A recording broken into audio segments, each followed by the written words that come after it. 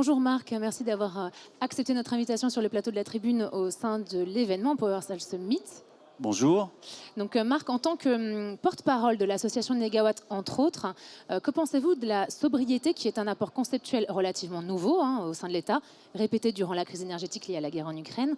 C'est un mot dont la signification est très différente selon les personnes qui le portent. Vous utilisez ce terme depuis déjà très longtemps. Que signifie-t-il ? Alors on l'a introduit au début des années 2000 dans nos travaux de prospective, donc c'est le numéro 1, avant l'efficacité et les énergies renouvelables. C'est avant tout un nouveau regard sur les consommations, sur nos besoins. Avant de parler d'énergie, on parle de besoins, d'usage de l'énergie, à quoi ça sert tout ça, ce qu'en général on ne fait pas.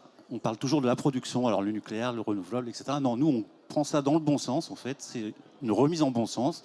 On part de à quoi ça sert et réfléchir, simplement avoir des réflexes de consommation, de répondre à nos besoins avec le moins d'énergie possible. Typiquement, aller moins vite en voiture, manger des fruits de saison et toutes ces choses-là. Donc des choses de comportement individuel, du comportement collectif qui ne coûte rien et qui a un effet extrêmement important sur la baisse des consommations. Durant ce summit, Marc, nous avons beaucoup parlé de la planification écologique. Pensez-vous qu'il faille lui associer un cadre légal ou coercitif au moment, par exemple, de l'élaboration des lois ? Alors la loi s'occupe beaucoup de ça, on en parle beaucoup, mais le problème qu'on a en France, c'est pas tellement la planification, c'est qu'on se donne beaucoup d'objectifs, on est les champions du monde des objectifs qu'on n'atteint jamais et qu'on se donne jamais les moyens d'atteindre. Donc moi, c'est pas tellement la planification au sens soviétique du terme, où est-ce qu'on va mettre ça, c'est d'abord de comprendre que les objectifs sont des minimums à atteindre, que c'est vital et que c'est pas des plafonds à ne jamais dépasser. C'est comme ça que ça se pratique en France depuis une trentaine d'années, notamment sur les énergies renouvelables. Et une fois qu'on a dit ça, de faire confiance un petit peu aux acteurs, notamment les acteurs des territoires, les entreprises, les citoyens, les agriculteurs, tout ça, tout ce monde-là, pour mettre ça en œuvre avec effectivement des moyens, ça veut dire donner de quoi faire, mais pas obligé au sens policier du terme, surtout donner envie et des raisons, des motivations de faire ça et en faire ressortir les bienfaits aussi, parce que c'est pas seulement de la contrainte. Alors, un des sujets généralement soulevés dès qu'on parle d'écologie, c'est la désirabilité, perçue comme une réponse au récit écologique antisocial qu'on entend beaucoup.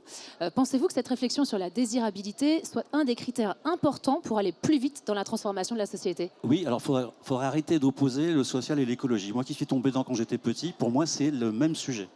L'écologie est nécessairement sociale, c'est notamment juste la transition juste, c'est une tautologie pour moi. Imaginez que ça puisse être autrement, ça veut dire qu'on reste dans le même système, c'est celui qui a créé nos problèmes.